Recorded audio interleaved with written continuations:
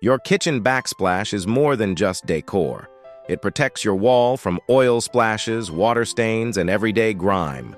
But choose the wrong material and you'll end up with constant mold, peeling, or even shattered panels. Here's the thing. Most homeowners prioritize looks over function. Now, I'm not saying you need to sacrifice style for a kitchen that looks like a hospital, but understanding the pros and cons of each material can save you from costly mistakes and endless scrubbing. Let's start with ceramic tiles. They're affordable, durable, and come in an endless variety of colors, patterns, and textures. You can install them in a classic subway tile pattern or get creative with a mosaic design. Plus, ceramic is resistant to heat, moisture, and most chemicals, making it a popular choice for areas like the back of a stove. But here's the catch. Those grout lines, they look great until they start collecting dirt, grease, and mold. If you don't seal them properly, say goodbye to that fresh, cleaned feeling and hello to constant scrubbing. And if you do seal them, well, that only buys you so much time before the next cleaning. So if you cook a lot and hate cleaning, this might not be the best option for you. But with proper care, ceramic tiles can look great for decades. That means narrow grout lines and high-quality sealant every 1 to 2 years. Now let's talk about glass. Glass panels are a sleek, modern alternative to ceramic tiles. They're available in clear, frosted, or colored options, and they reflect light, making your kitchen feel brighter and more spacious. Plus, they're easy to clean with just soap and water. A quick wipe and your backsplash looks as good as new. Glass is also resistant to heat and moisture, making it a good choice for areas near the stove or over a kitchen sink. But here's the downside. Glass is more fragile than ceramic. If you have kids or pets running around, there's a higher risk of breakage, especially around the edges. Cheaply installed glass can also chip or crack over time due to stress on the edges.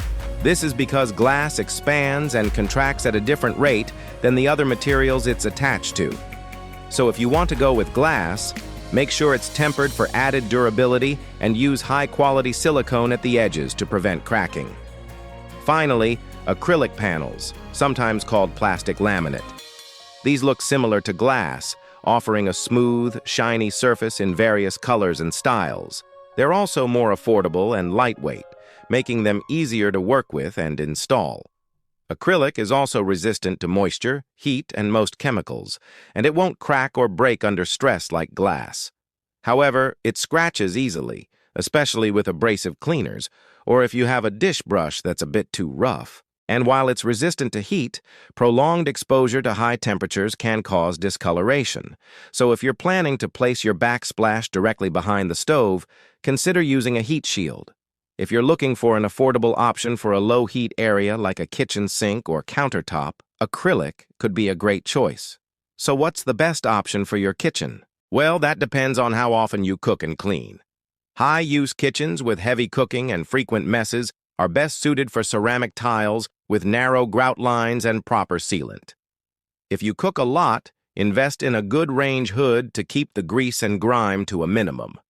For less frequent cooking and a clean, seamless look, glass panels offer a modern aesthetic. Just make sure to use tempered glass and high-quality silicone for added protection. Acrylic panels are best for budget builds or low-heat zones like countertops or sinks, but not directly behind the stove unless you use a heat shield. No matter which material you choose, there are some universal best practices for installation.